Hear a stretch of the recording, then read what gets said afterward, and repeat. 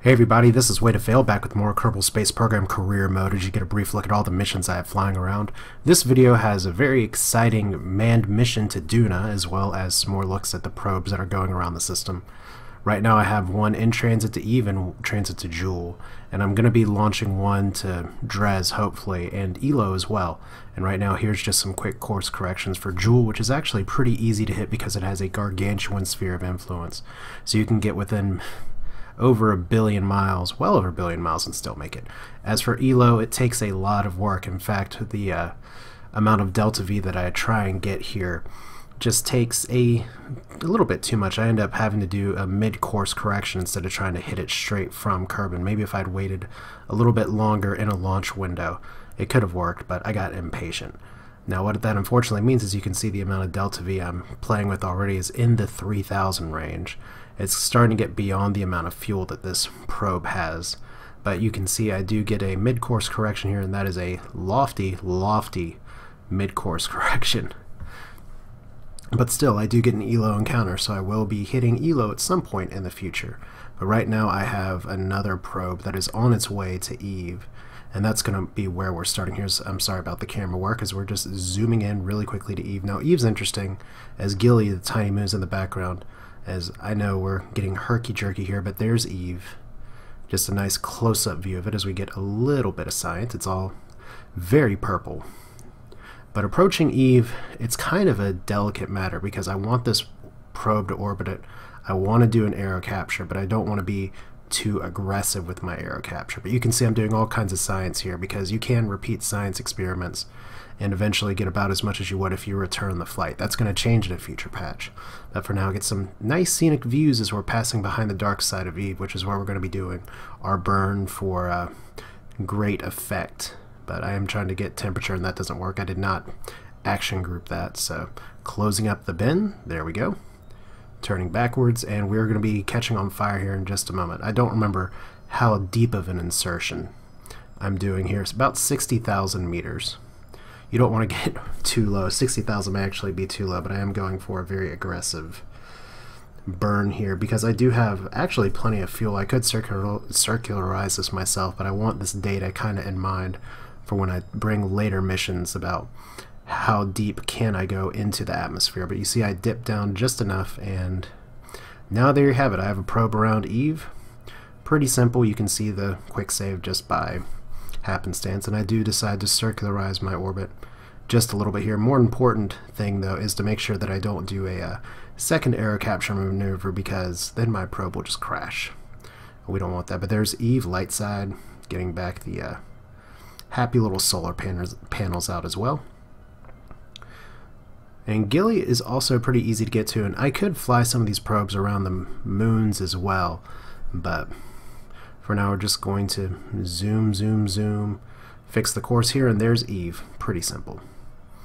Now I do just want to take this time to mention that I am kind of running some house rules here. I am getting a crap ton of science as I keep doing these missions, but I am not actually upgrading my science tech tree yet because I want to wait to upgrade that tech tree until all of my probes have flown to their locations. Now I'm not sure if that's entirely realistic, but my goal is to try and see if I can get to each planet, at least get there without nuclear engines, because I've used nuclear engines so much in the past. That doesn't mean I'm going to be barred from using them in the future, quite the opposite, especially if I am able to add in the planet mod, or the new planet mod, Craig's Planet Factory, in here as well, for some career mode antics, or other people if they jump on the planet train with the source code. But for now, there's Eve. Gotten there pretty simply with just a probe, and then now we're getting to our manned mission, and who other than Jebediah Kerman to be taking a flight to Duna. It'll be a solo flight, just him, as we have something that's based largely off of what I made from the probes. I have the same launch structure here. I also have a crap ton of parachutes. Still have some science. The goal of this mission is to land on Duna and return. Returning kind of being the devilish part of it, because Duna, even though it does have a little bit of an atmosphere, you can aero brake in it just a little bit, it's still no joke. It does have quite a bit of gravity, and if you manage to land high or low, as you can see already, my ship's launching relatively okay, not super stable, as my asparagus staging is not perfect either, but Jeb's on control. He's got it going, and so we're just going to ditch those stages and fly to Duna, which is a relatively simple flight if you just know what launch windows to go for. It's not so bad. But right now, Jeb, you have the very, very happy face here. I keep doing nighttime launches instead of daytime launches, so I hope you all don't mind that. Some of these videos do get a little bit dark when they are at night, but right now the video quality seems to be okay. So we got the Apple apps going. So far so good. Not having issues of my poor ship falling towards the skies. We get explosions because it's Jeb. And here we go again with the possibility of pushing up. My ship is barely able to keep going. So 50,000, 60,000. It's taking a lot of fuel here, but the mission profiles, you can see the name of the ship, Ike and Duna Visitor. I do want to go by both Ike and Duna. The plan is to land on Duna and then possibly fly by Ike and get some extra science in there. But as I go up into the orbit and I'm already burning into my main stages here, I start to have a few second thoughts, because it's going to take quite a bit of fuel to circularize my orbit. It's going to take quite a bit of fuel to possibly circularize around Duna as well. But damn it, Jeb's on the flight and he wants to land somewhere, so you know what, what's the worst that happens? He lands on Duna and has to get rescued. But then again, this is a space program. It's not Jeb's backyard. I forget what it's called for one of the rocket part things. It's just like Jeb's backyard space part emporium or something.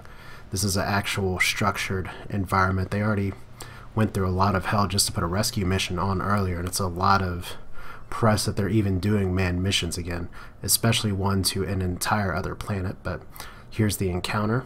Burn, once again, pretty simple to get to.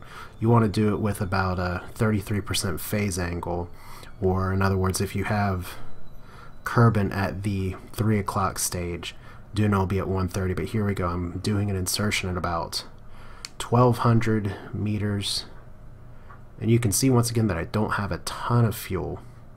So getting down these things, because 1200 meters doesn't take you totally into the atmosphere and doesn't totally get other things under control, but you can see that this is going for an aero capture and aero capsule capture. I don't know why I'm saying capsule, but here we go, swooping in. I could actually try and go for a landing right here, but my fuel is a lot lower than I was hoping for, and unfortunately, as I'm starting getting here, I think maybe I'll just go to Ike instead. But going back and forth here, can't even get atmospheric pressure because I'm too high up in the sky, but I do manage to get in orbit here.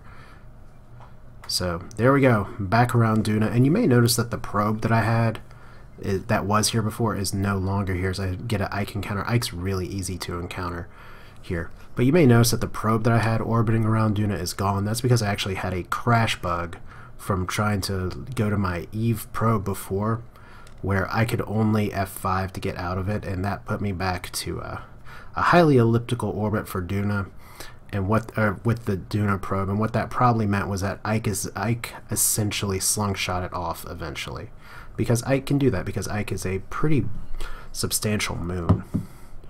But here we go, quick burn out. Jebediah not getting to land on Duna like maybe he wanted to. Of course, he could use the Duna slingshot to fly straight into Duna. But Ike's still a worthy target. Interesting moon. It's tidally locked with Duna, so you only get one facing side of it. It doesn't have nearly as high gravity as Duna. It does not have an atmosphere. Other interesting feature includes the fact that if you land on one of the darker areas, even in broad daylight, it looks like night. But here we are, we're actually going to go from the time accelerated side here to actually viewing the whole landing sequence, because this is the first time I'll have actually ever landed on Ike. And if you want to see kind of what my landing process looks like here, what you got to keep in mind is things like Ike actually rotating when you go around here. So while I'm thinking about landing on the plateau before, Ike just has a mind to rotate here. But there's a very nice view of Duna. As you can see, Duna is going to stay in the exact same spot in the sky on Ike. So we're just going to be flying down here. Once again, that is a really nice yet very strange view, because you are relative to Ike right now, and those are the north and south poles of Duna. but Ike stays pretty much in the 90-degree plane, a lot like the moon. So take a quick picture of that. Jeb very excited that he's landing somewhere. And I do have, by my estimation, enough fuel to actually do a return trip from Ike as well, so that's pretty exciting, but there is plenty of science to be had. Jeb was prepared to sit here for a long time, and while I think in real life it's about 2 or 3 years between Mars launch windows, including the return window, which is an entirely different window. In Kerbal Space Program it's not nearly as long, but I think Jeb will still have to wait around a year. So it's here, materials study in the space near Ike. I'm not sure if there's a different one for the surface, but there is the Duna set, which is pretty exciting. And right now, just trying to get my orbit velocity lower and lower. I probably should have switched to surface speed, but you can already see the ground scatter coming up here. Ike has a lot of ground scatter, but it doesn't have super prohibitive gravity. I'd say the gravity is less than the moon, but definitely more than Dune or more than Minimus. So if you can get here, it's not terribly difficult, and unfortunately Duna is not going to be in the sky where we're landing. Duna is actually going to be obscured by a mountain ridge. But that's okay, it's still a foreign planet. The first time a Kerbal, at least in this recorded history for this career mode, if Jeb can actually pull it off, and he has the flight skill and the fuel to do so, the first time that someone has actually set foot on something that is not in the Kerbin system. So just taking it really slowly here, taking it very, very conservatively. I want to hit the ground at about 5 meters per second if I can, because those legs, they're stronger, but they're not the strongest. At least right now I'm just going slowly. My surface speed going pretty well, just right now trying to look for my shadow, and that's where I'm not really finding it right now. So just looking back out over the horizon and the night sky. And remember, this is what I was talking about with one of the features for Ike here. It is daylight. We are on the daylight side of the moon right now, but because of the black portions of it, the daylight looks like night. As you'll see, I'm actually going to look up here at some point and see the sun just shining up above. But simple, almost there. And like I said, I did want to show this in its entirety just to try and take its time a little bit more. There we go, there's the shadow coming down. As you can see, there is shadow. It is supposed to be daytime right now. We're not seeing that. And I'll also let you know up front that one thing from a part that for some reason got skipped or snipped was that when I went into the atmosphere of Duna for the air brake, I misstaged, and you can see that there are some parachutes that are already activated. So a return trip to Kerbal may not be so pleasant. Right now I get so conservative with this. I actually drop down to less than a meter per second, which is counterproductive. I mean, I can take some punishment here, but just taking it really, really, really softly. Unfortunately, Ike has such little gravity that it's not too big of a deal. But I do land on a slope. Pretty simple.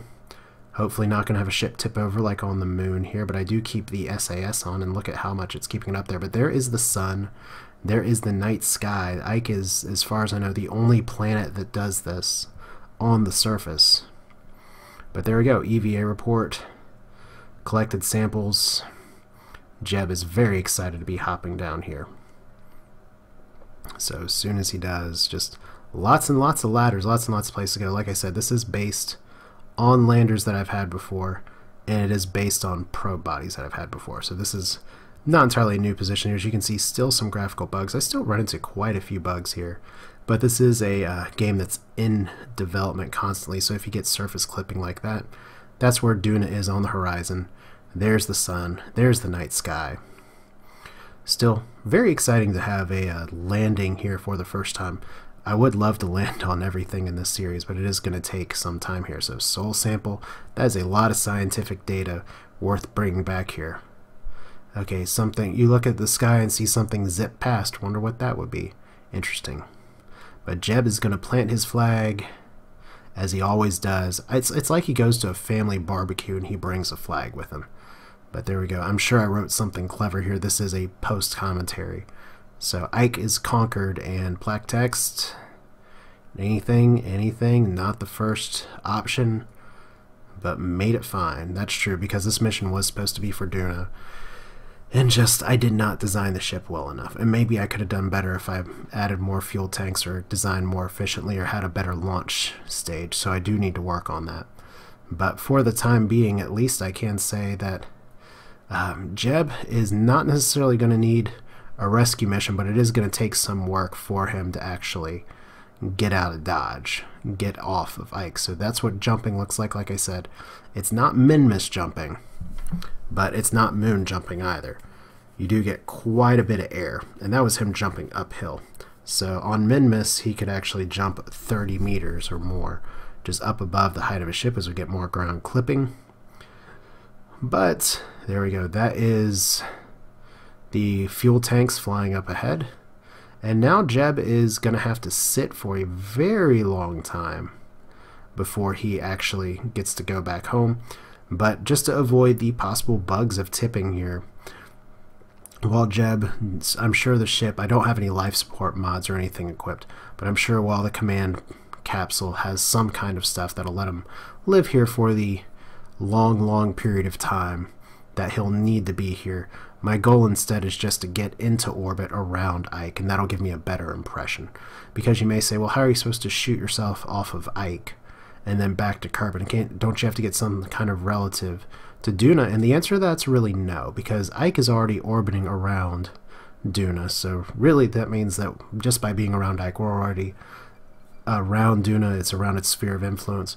So you just got to try and get your ejection angle, your Duna escape angle, about the same that you would out of the other place. But I'm going to go ahead and call this a video around here as we have Ike rising back up in the sky. And in the next video we are going to be seeing what other probe missions are going, seeing if we can get Jeb back home, and then see what the future of career mode is going to take us. But at least I would call that a successful mission. Next time we'll be working on the return. This is Way to Fail.